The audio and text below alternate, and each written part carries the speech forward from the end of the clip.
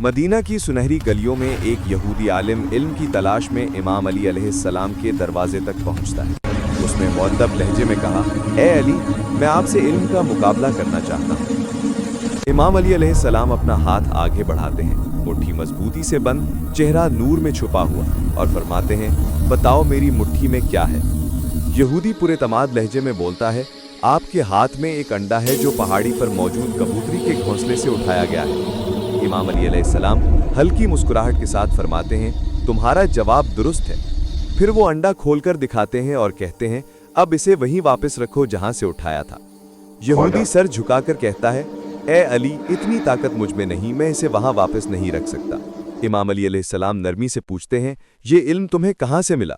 वो जवाब देता है, मैं हमेशा अपने नफ्स के खिलाफ चलता हूँ, जो वो कहता है मैं उसके उल्ट करता हूँ। इमाम अली अलैहिस्सलाम मोहब्बत भरी आवाज में फरमाते हैं, अच्छा बताओ तुम्हारा नफ्स क्या कहता है, कलमा पढ़ो या ना पढ़ो? यहूदी घबरा कर कहता है, मेरा नफ्स कहता है कि मैं कलमा ना पढ़ूं। इमाम अली अलैहिस्सलाम फरमाते हैं, तो फिर अपने उसूल पर कायम रहो, नफ्स के खिलाफ चलो और कलमा पढ़ो।